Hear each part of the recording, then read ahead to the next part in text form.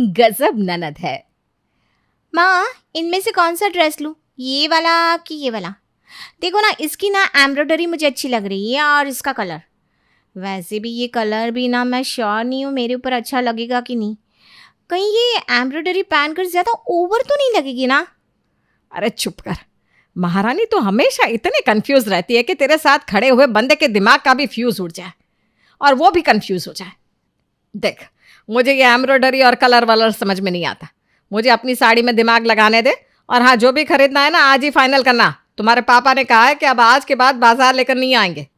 तीसरी बार है जब तुम अपने लिए सूट खरीदने के लिए बाजार आ रही हो, लेकिन बिना कुछ खरीदे वापस चली गई हो।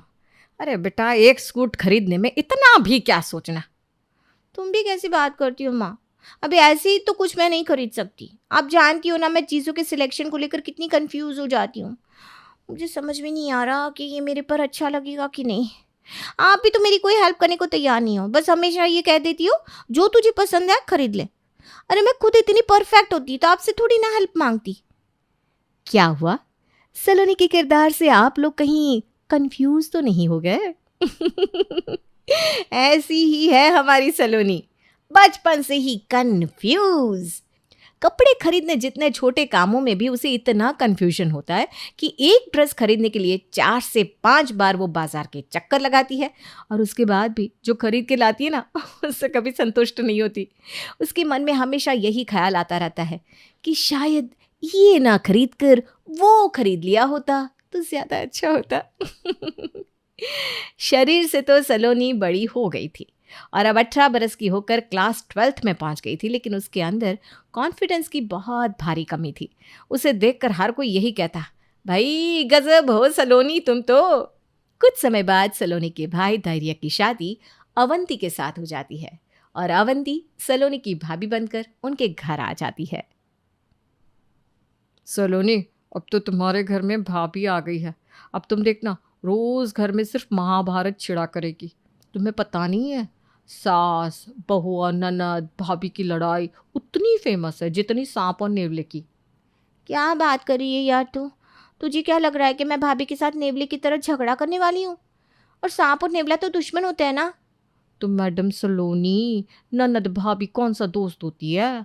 वो भी तो जाने दुश्मनी होती है। बस दुनिया को दिखाने के लिए रिश्ते में जुड़ी रहती है, लेकिन मन ही मन दोनों एक दूसरे को डसने के बहाने सोचती रहती। अरे तुझे अभी यकीन नहीं होगा, तेरी भाभी नई नई आई है ना। मुझे इस मामले में बहुत एक्सपीरियंस है। मेरे घर में पहले से दो तो भाभी है। सहेली की बात सुनकर सलोनी बहुत घबरा गई थी। जैसा कि सलोनी का व्यवहार था, वो बहुत जल्दी किसी की भी बातों में आ जाया करती थी, इसलिए वो अपनी भाभी अवंती से थोड़ा दूर दूर रहती थी। शादी के 1 सप्ताह के बाद, अरे सलोनी, आओ मेरे पास बैठो। नहीं नहीं भाभी, मैं ठीक हूँ। मैं अपने कमरे में जा रही हूँ, मुझे उधर ही ठीक लगता है। सलोनी अपने कमरे में चली जाती है तो कुछ देर बाद ही उसकी भाभी अवंती भी उसके पीछे पीछे उसके कमरे में आती है। क्या बात है सलोनी, तुम मुझसे बहुत कटी कटी सी रहती हो। मेरी किसी बात से नाराज हो क्या? नहीं नहीं भाभी, ऐसी कोई बात नहीं है, वो बस ऐसे ही। अच्छा एक बात बताओ, तुम्हारे तो 12th के एग्ज़ाम है ना इस साल। अगर कोई भी हेल्प चाहिए ना स्टडी में तो मुझे बताना। तुम्हें पता है मैं अपने स्कूल की टॉपर थी और मैंने ना फिजिक्स में पीजी किया है। तुम्हें कुछ भी पूछना हो तो आ जाना मेरे रूम में। भाभी की बात सुनकर ननद सलोनी तो एकदम चहक गई थी। सच में भाभी, आप सच में मेरी हेल्प करोगी? मैं आपको सच बताऊं, इतनी पढ़ाई के बाद भी ना हर टेस्ट में मेरे बहुत ही ख़राब नंबर आ रहे हैं। क्लास की सबसे वर्स्ट परफॉर्मर हूँ मैं। अब तो कोचिंग जाने में भी शर्म आने लगी है मुझे। कुछ समझ में नहीं आता, सर जो भी पढ़ाते, और जब समझ में नहीं आ रहा तो नंबर कहाँ से आएंगे। एक्चुअली ना मुझे बचपन से ही थोड़ा कन्फ्यूजन ज़्यादा हो जाता है, और क्लास में इतने सारे बच्चों के सामने टीचर के पास इतना समय होता भी नहीं कि वो हम जैसे बच्चों का कन्फ्यूजन दूर कर सके। तो इस तरह ना हम पिछड़ते ही चले जाते हैं। अरे तभी तो कह रही हूँ कि पढ़ने के लिए मेरे कमरे में आ जाया करो। पढ़ाई की चिंता तुम एकदम छोड़ दो। अब तुम देखो तुम्हें बेस्ट परफॉर्मर मैं कैसे बनाती हूँ। भाभी की बातें सुनने के बाद सलोनी के मन से गुस्सा और झगड़े वाली बात धीरे धीरे दूर होने लगी थी और उसे यकीन होने लगा था कि ऐसा कोई ज़रूरी नहीं कि ननद और भाभी के बीच में सिर्फ दुश्मनी ही हो। कुछ भाभी अच्छी भी तो हो सकती है और उसकी भाभी जितनी स्वीट भी हो सकती है जो अपनी ननद की बिना कुछ सोचे समझे मदद को तैयार हो जाए। भाभी की मदद से सलोनी की क्लास में परफॉर्मेंस सुधरती जा रही थी और इसी तरह मेहनत करने के कारण 12th के बोर्ड्स में वो अच्छे नंबरों से पास हो जाती है। तो सुहानी, अब क्या सोचा है आगे? किस कोर्स में एडमिशन लेना है तुम्हें? अरे ये अपने लिए सूट तो पसंद नहीं कर पाती, कोर्स क्या पसंद करेगी? कब से तो दिमाग चाट रही है मेरा। मम्मी बताओ मैं आगे किस सब्जेक्ट में पढ़ाई करूं? अब तू ही बता बहू, मैं इसे क्या सजेस्ट करूं? ये तो इसे खुद ही देखना पड़ेगा ना। भाभी मैं ना बहुत कंफ्यूज हो रही हूँ, समझ में नहीं आ रहा क्या करूँ कैसे करूँ। इतने सारे कॉलेजेस हैं और उसमें इतने सारे कोर्सेज ऑफर हो रहे हैं, मेरा तो दिमाग ही काम नहीं कर रहा। कौन सा सब्जेक्ट लूँ, किस कॉलेज में एडमिशन लूँ? अरे, तो इसमें इतना कंफ्यूज होने जैसी क्या बात है? जिस सब्जेक्ट में तुम्हारा इंटरेस्ट है बस वही पढ़ो। लेकिन भाभी अगर कल को मेरा डिसीजन गलत हो गया तो? आज मैं जो कॉलेज और कोर्स डिसाइड करूँगी कल को उसी पर तो मेरा फ्यूचर डिपेंड करेगा ना, और मैं ना अपनी लाइफ के लिए कोई गलत फैसला नहीं लेना चाहती। देखो सलोनी, लाइफ में जब बहुत सारे ऑप्शंस होते हैं ना, तो किसी एक ऑप्शन को चूज करके बाकी सबको छोड़ना ही पड़ता है। अब सब कुछ साथ साथ लेकर तो नहीं चल सकते ना, इसलिए अपने दिमाग को कूल डाउन करो। ठंडे दिमाग से सोचो कि एक्चुअली में तुम क्या पढ़ना चाहती हो। सारे सब्जेक्ट लेकर तो आगे बढ़ नहीं पाओगी, और ऐसा करने में मैं तुम्हारी मदद करूंगी, परेशान मत हो। तो ऐसा करो, सबसे पहले अपनी पसंद के 5 अच्छे कॉलेज की लिस्ट बना लो। डिसाइड करो कि उन कॉलेज में तुम्हें कौन कौन से कोर्सेज ऑफर हो रहे हैं। अरे वाह भाभी, आपने तो सही सोल्यूशन दिया। ठीक है, पहले मैं कॉलेज ही शॉर्ट लिस्ट कर लेती हूँ। सलोनी भाभी की बात मानकर सबसे पहले अपनी पसंद के 5 कॉलेज की लिस्ट बनाती है और कॉलेज में ऑफर हो रहे कोर्सेज में से सबसे बेस्ट कोर्स को भाभी की मदद से चुन लेती है। भाभी पक्का मैंने कोई गलती तो नहीं की है ना? मैंने ह्यूमैनिटीज़ चुना है लेकिन मेरी सारी फ्रेंड्स ना बीएससी कर रही है। देखो सुहानी, दोस्तों को देखकर भेड़ चाल का हिस्सा तो बिल्कुल मत बनो। ज़रूरी नहीं जो तुम्हारे दोस्त कर रहे हैं वही तुम्हें भी करना ज़रूरी है। तुम वो करो जो तुम्हारे लिए सही है। और सबसे इम्पॉर्टेंट बात, मैथ्स और साइंस पढ़ने में तुम्हें बहुत दिक्कत आती है, इसलिए ऐसे सब्जेक्ट को चूज़ करो जिससे तुम कॉन्फिडेंस के साथ पढ़ो और कुछ अच्छा कर पाओ। भाभी से बात करने के बाद सुहानी को सब कुछ आसान लगने लगता है। सुहानी की हर उलझन का सोल्यूशन था अवंती के पास। अरे बाबा, अब तो तेरा अच्छी कॉलेज में एडमिशन भी हो गया है, आप क्यों मुंह लटका कर बैठी है? और ये पूरे कमरे को धोबी घाट क्यों बनाया हुआ है? आप ही बताओ ना भाभी, कॉलेज जाने के लिए मैं क्या पहनूं? मुझे तो कुछ समझ भी नहीं आ रहा। कुर्ती पहनने का सोचती हूँ तो ऐसा लगता है कहीं ज़्यादा बहनजी टाइप तो नहीं हो जाएगा, और जीन्स टॉप निकालती हूँ तो लगता है मैं कॉलेज में कंफर्टेबल नहीं रही तो। अरे मेरी कंफ्यूज ननद रानी, कितनी छोटी छोटी बातों के लिए कंफ्यूज होती हो तुम। सच में अब तो मुझे शक होने लगा है, वाकई 19 के हो तुम या गलत बर्थ सर्टिफिकेट बन गया है तुम्हारा? है, अब थोड़ी बड़ी और मैच्योर हो जाओ। हमेशा भाभी तुम्हारे पास रहे ऐसा ज़रूरी नहीं है। कॉलेज से मिलने वाले असाइनमेंट से लेकर कॉलेज जाने के लिए ड्रेस पसंद करने तक हर काम में अवंती ही सलोनी की मदद किया करती थी। एक तरह से सलोनी पूरी तरह से अवंती पर डिपेंड हो गई थी। इस बात के लिए अवंती तारीफ के काबिल थी कि सलोनी के इतने सवाल पूछने पर भी वो उससे परेशान नहीं होती थी। समय अपनी रफ्तार से आगे बढ़ रहा था और धीरे धीरे सलोनी भी बीए के दूसरे साल में पहुंच गई थी। एक दिन कॉलेज में उसे अपने स्कूल की सहेली चंचल दिखाई देती है। अरे सलोनी, तू भी इसी कॉलेज में है? अरे यार, कौन से कोर्स में एडमिशन किया है तूने? आज से पहले कभी दिखाई नहीं दी। यार मैंने ना आर्ट्स में एडमिशन लिया है, तुम सबने साइंस लिया है ना, इसलिए हमारा कभी आपस में मिलना नहीं हुआ। सलोनी की बात सुनकर उसकी सहेली उसका मजाक उड़ाने लगती है। क्या कर रही है तू? अरे तेरा पूरा करियर ही चौपट हो गया। तुझे पता है आर्ट्स से पढ़ाई करने पर आगे चलकर कोई फ़ायदा नहीं होता। सब लोग प्रोफेशनल स्टडी की कोशिश कर रहे हैं और तुम बीए कर रही हो। सहेली चंचल की इस तरह की बातें सुनकर तो सलोनी और भी ज़्यादा कंफ्यूज हो जाती है। अरे यार, एक्चुअली सच बात बताओ ना तो मुझे समझ में नहीं आ रहा था कि मैं कौन सा कोर्स चूज़ करूं, इसलिए मैंने अपनी भाभी से हेल्प मांगी। तो भाभी ने बोला कि मुझे बीए कर लेनी चाहिए और बस मैंने एडमिशन ले लिया। अरे बड़ी बेवकूफ़ है तू, भाभी के कहने से तूने बीए में एडमिशन ले लिया, अपना पूरा करियर चौपट करके रख दिया। मुझे तो ऐसा लग रहा है कि तेरी भाभी चाहती ही नहीं कि तू किसी ढंग के कॉलेज से कोई अच्छा कोर्स करके लाइफ में कुछ कर पाए। तू खुद ही सोच, तेरी भाभी ने खुद तो फिजिक्स में एमएससी की हुई है और तुझे हिस्ट्री ज्योग्राफी पढ़वा रही है। भाभियाँ ना ऐसी होती हैं, उन्हें कभी अपनी ननद की तरक्की बर्दाश्त हुई है जो तेरी भाभी को तेरी तरक्की बर्दाश्त हो जाती? नहीं नहीं, ऐसी बात नहीं है, मेरी भाभी वैसी नहीं है। उन्होंने मेरी बहुत हेल्प करी है। एक्चुअली मैं वो तो हर काम में मेरी हेल्प करती है। तू ना बड़ी भोली है सलोनी, अपनी भाभी की चालाकी को तू पकड़ नहीं पाई। तेरी भाभी ने अच्छाई का कवच पहनकर तुझे पागल बनाया है। पहले उन्होंने तेरी मदद की ताकि तू उन पर यकीन करने लगे। जब तुझे अपनी भाभी पर पूरी तरह से यकीन हो गया तब जाकर उन्होंने अपना असली गेम खेला। उन्होंने जानबूझकर तुझे कंफ्यूज किया और ऐसे घटिया सब्जेक्ट में एडमिशन करा दिया जिससे तेरी करियर की तो वाट ही लग गई। अब तू देख लेना आने वाले टाइम में क्या होने वाला है।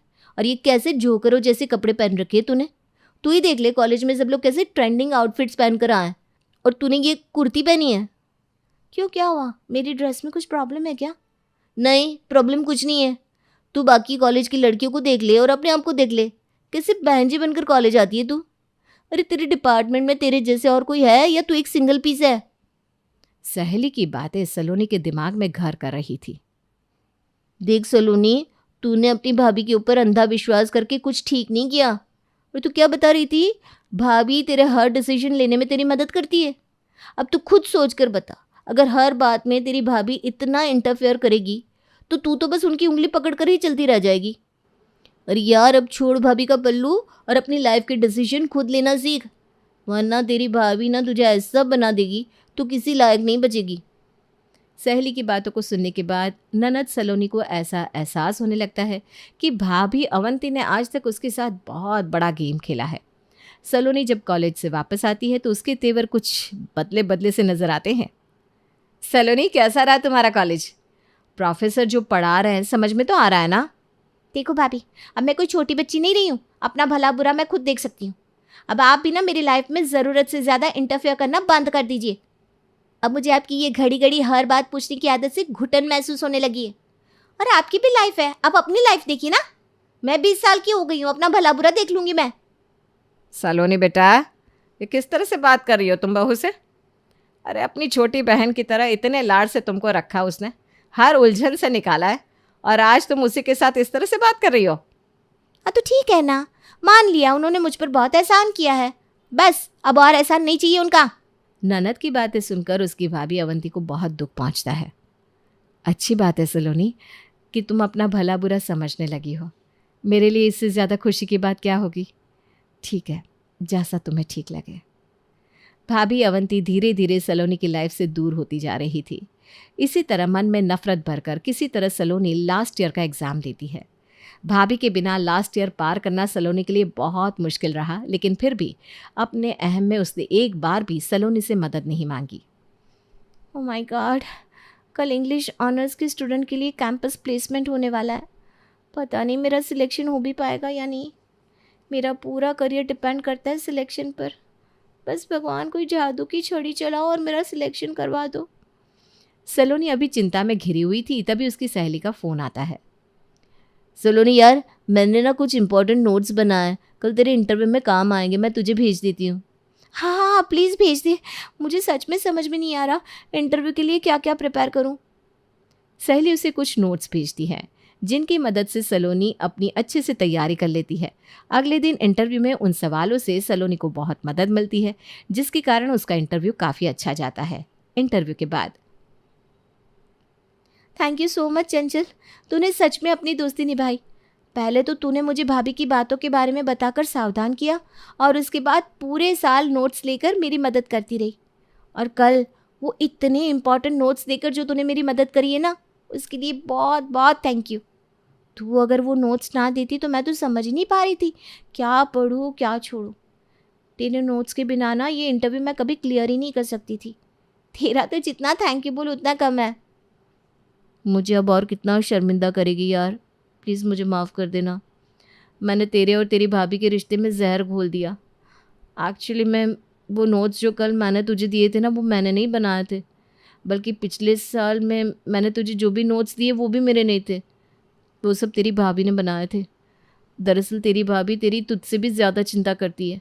जब उन्हें पता चला कि तेरे कॉलेज में कैंपस प्लेसमेंट होने वाला है तो उन्होंने मेहनत करके ये सारे डिफरेंट सब्जेक्ट्स पर नोट्स तैयार किए और मुझे रिक्वेस्ट करी कि मैं ये नोट्स तुझे दे दूँ, क्योंकि अगर भाभी ये नोट्स तुझे देती तो तू कभी भी उनकी मदद नहीं लेती।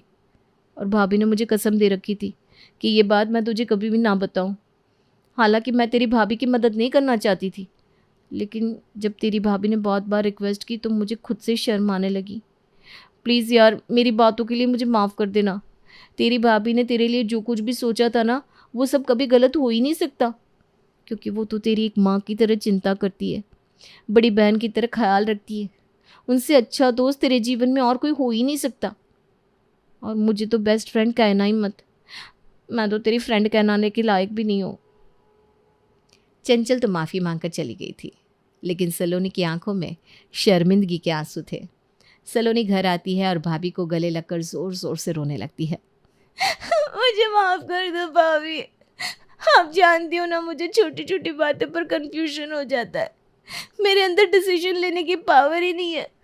और जब मुझे मेरे दोस्तों ने भड़काया तो मैं कंफ्यूज हो गई। मुझे समझ में नहीं आ रहा था कौन सही है और कौन गलत, और बस इस कंफ्यूजन में मैंने गलत को सही मान लिया। लेकिन फिर भी मैं अपनी गलती को छुपाने की कोशिश नहीं करूँगी। आपने मेरे साथ इतना अच्छा किया और इसके बदले में मैंने आपको वो सब कुछ कहा जो मुझे कभी नहीं कहना चाहिए था। आप मुझे माफ़ कर पाओगे भाभी? सिर्फ एक शर्त पर माफ़ कर पाऊंगी, अगर तुम इंटरव्यू में पास होकर दिखाओगी और ऑफिस में अपने सारे डिसीजन खुद लोगी, बिना किसी पर डिपेंड हुए। भाभी की बात सुनकर सलोनी अपने हाथों से निकालकर अपना जॉइनिंग लेटर दिखाती है तो अवंती खुशी से झूम उठती है।